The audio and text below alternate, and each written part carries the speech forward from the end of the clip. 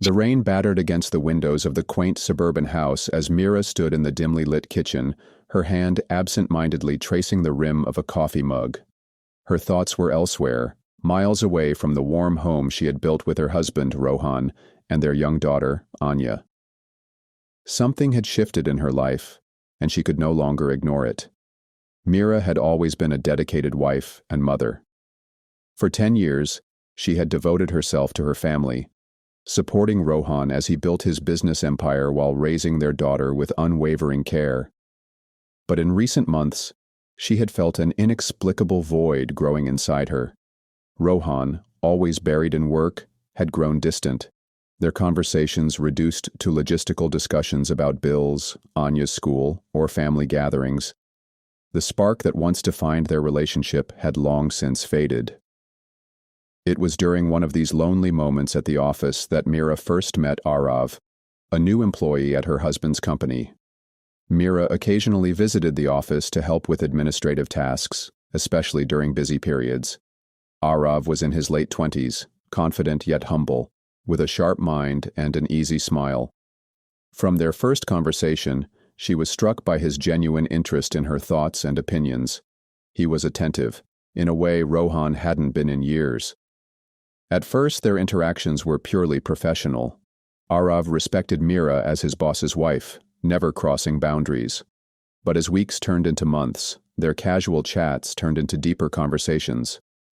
Mira found herself opening up to him about her frustrations, her dreams, and the parts of her life she felt she had lost along the way. Arav listened without judgment, often sharing his own struggles and aspirations. One evening, as the office emptied out, Mira lingered, finishing some paperwork. Arav, noticing she was still there, offered to help. As they worked side by side, their hands accidentally brushed while reaching for the same document. Mira felt a jolt of electricity, an undeniable connection she hadn't experienced in years. She quickly pulled her hand back, embarrassed, but Arav met her eyes with a look of understanding. "I'm sorry," he said softly. "I didn't mean to." "It's fine," Mira interrupted, her voice shaky. She stood up, gathering her belongings. "I should go. Rohan and Anya are waiting for me." Arav nodded, watching as she hurried out of the office.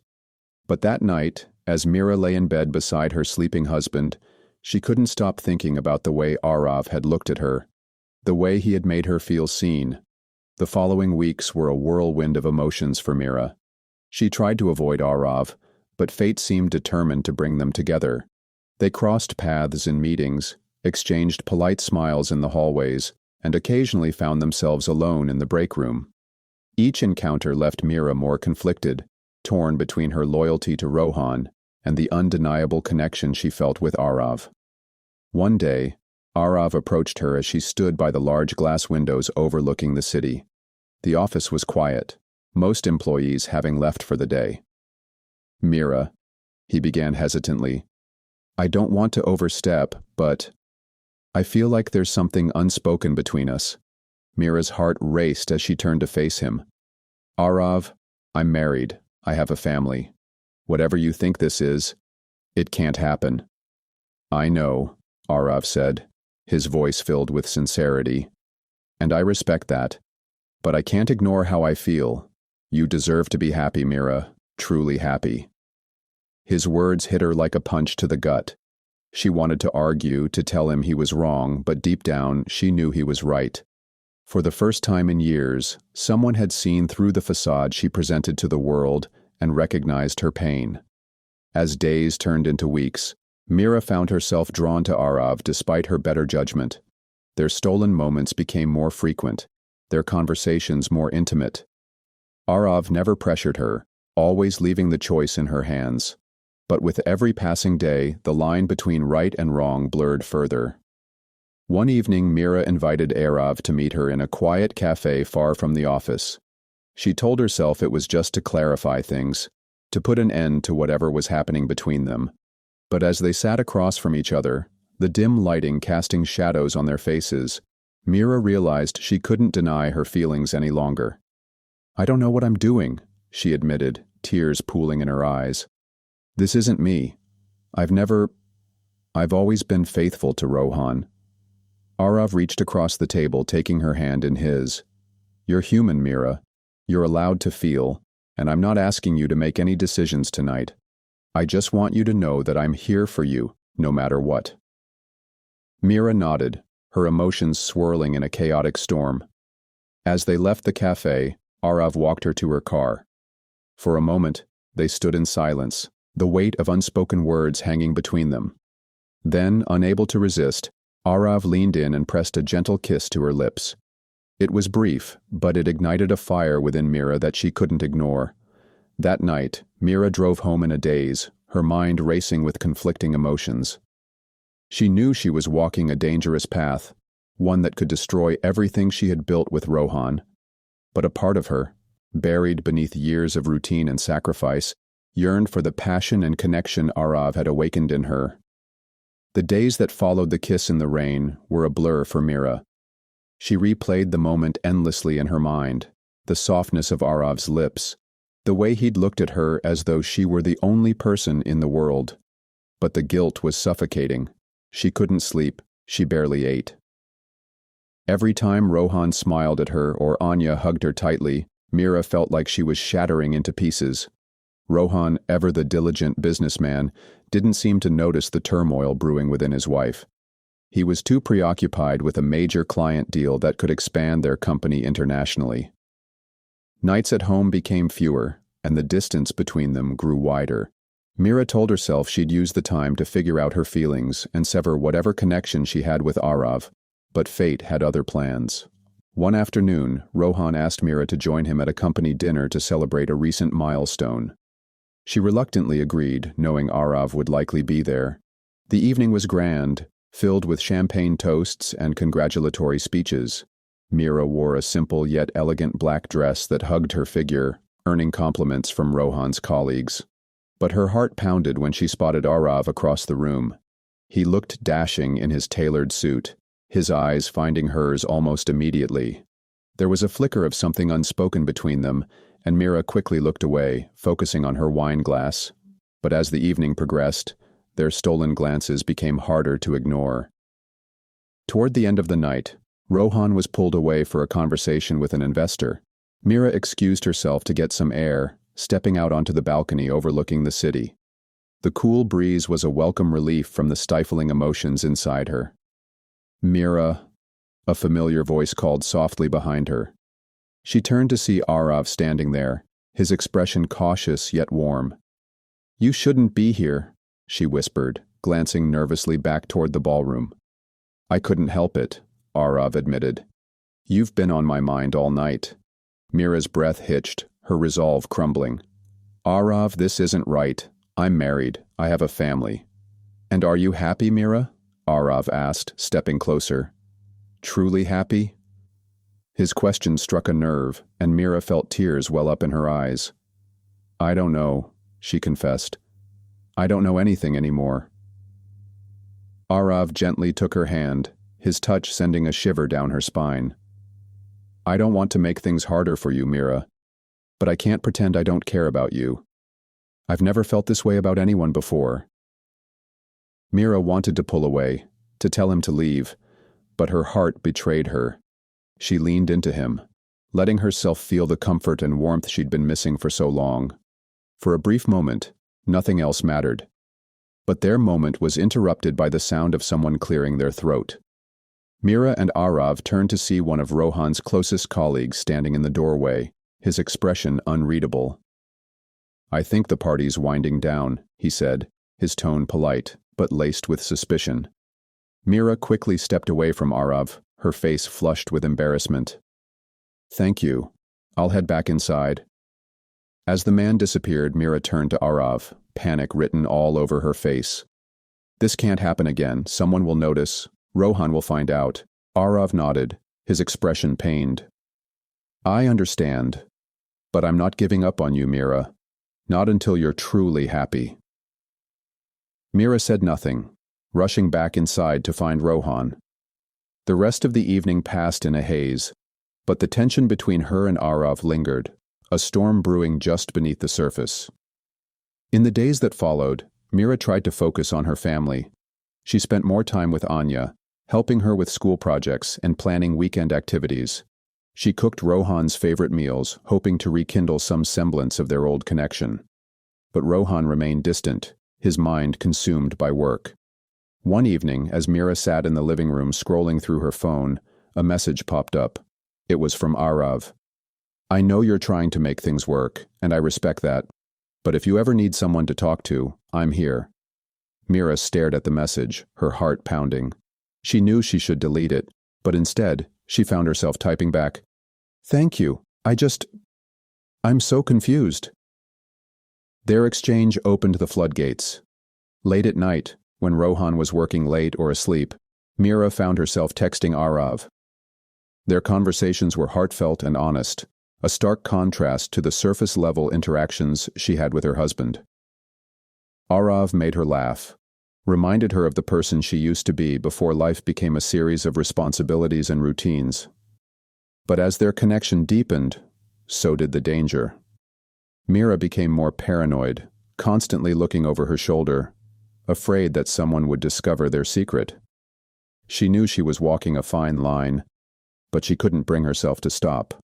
One evening, Arav suggested they meet in person.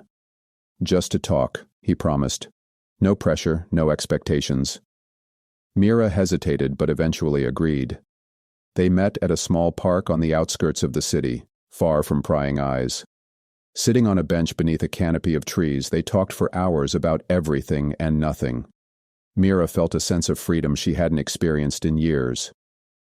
As the sun began to set, Arav turned to her, his expression serious.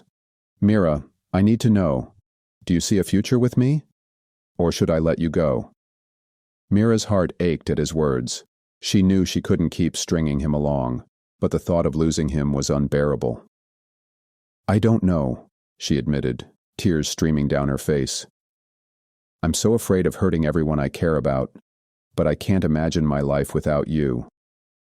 Before Arav could respond, Mira's phone buzzed.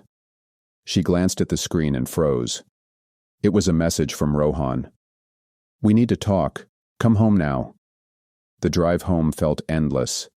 Mira's mind raced as she replayed Rohan's cryptic message. The tone was unusual, short, commanding, and completely unlike him. Her hands trembled on the steering wheel, and her thoughts spiraled into every worst-case scenario. Did he know? Had someone seen her with Arav? Or was it something unrelated? As she pulled into the driveway, she saw Rohan's car parked at an odd angle, the headlights still glowing faintly. Her stomach twisted. The house was eerily quiet as she stepped inside. Anya was nowhere in sight, and the tension in the air was palpable. Rohan was in the living room, seated on the couch with a glass of whiskey in his hand. His tie was loose, his usually polished appearance disheveled. When he looked up, his expression was unreadable. Calm, almost too calm. "Mira," he said, his voice steady but laced with something she couldn't quite place. "Sit down." She hesitated, her pulse hammering in her ears. "Where's Anya?" "She's staying at my mother's for the night," Rohan replied, taking a slow sip of his drink. "We need to talk." Mira's legs felt like they might give out, but she forced herself to sit across from him. The room seemed to shrink, the air growing heavier with every passing second. "What's going on, Rohan?" she asked, trying to keep her voice steady. He studied her for a moment, his gaze piercing. Then he reached into his pocket and pulled out a folded piece of paper. He placed it on the table between them and slid it toward her. Mira's heart sank as she unfolded it. It was a photograph, grainy but unmistakable. It was her and Arav, sitting on the park bench just hours ago. Their faces were close, the intimacy between them undeniable. "Care to explain this?" Rohan asked, his tone deceptively calm. Mira's throat went dry. She opened her mouth to speak but couldn't find the words. Her worst fears had come true. "Who took this?" she managed to whisper, her voice barely audible. Rohan leaned back, swirling the amber liquid in his glass. "Does it matter? The point is, I know, Mira. I know about you and Arav." Her chest tightened, panic flooding her senses. Rohan, I can explain. Explain? Rohan interrupted, his calm facade cracking as anger seeped into his voice.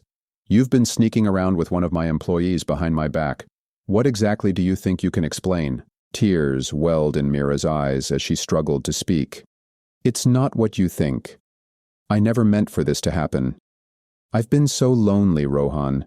You're always so busy, so distant. I felt invisible, like I didn't matter anymore. Rohan's jaw tightened, and for a moment she thought he might explode. But instead he laughed bitterly, the sound cold and devoid of humor. So this is my fault? I work day and night to give you and Anya everything you could ever want, and this is how you repay me? By running into the arms of another man? Mira shook her head, her tears falling freely now. It wasn't about money or comfort, Rohan. It was about feeling seen, feeling loved. I'm not saying what I did was right, but I need you to understand. I don't want to understand, Rohan snapped, his voice rising. I trusted you, Mira. I built a life with you, and you betrayed me. The room fell silent, the weight of his words hanging in the air. Mira felt as though she were drowning, her guilt threatening to consume her. Finally, Rohan stood, pacing the room as he tried to collect himself. I want to know one thing, he said, his back turned to her. Do you love him? The question hit her like a freight train. Did she love Arav? She had asked herself the same thing countless times, but now, faced with Rohan's piercing question, the answer felt more complicated than ever. I don't know, she admitted, her voice trembling. Rohan turned to face her, his expression a mix of anger and heartbreak. That's not good enough, Mira. I deserve the truth. Mira took a deep breath, forcing herself to meet his gaze. I care about him, Rohan. I care about him deeply, but I never stopped loving you. I lost myself somewhere along the way, and Arav reminded me of who I used to be. Rohan stared at her, his jaw clenched, his hands balled into fists at his sides. For a moment, she thought he might throw something or storm out, but instead, he sat back down, his shoulders slumping as though the weight of the world had just come crashing down on him. I don't know if I can forgive you, Mira, he said quietly, but for Anya's sake, we need to figure out what happens next. Mira nodded, her heart breaking at the pain in his voice. I'll do whatever it takes to make things right. I'll end things with Arav. I'll go to therapy. Whatever you need. Rohan didn't respond immediately. He stared at the photograph on the table, his expression unreadable. Finally, he spoke, his voice devoid of emotion. You'll leave the company, he said, and you'll never see him again. Mira hesitated, the thought of losing Arav sending a pang of sadness through her. But she knew Rohan was right. If there was any chance of salvaging their marriage, she had to let Arav go. I'll leave, she agreed, her voice barely above a whisper. Rohan nodded, standing and walking toward the door. I need some time to think, he said. Don't wait up. As the door closed behind him, Mira collapsed onto the couch, sobbing uncontrollably. She had no idea what the future held, but one thing was certain. Her life would never be the same again.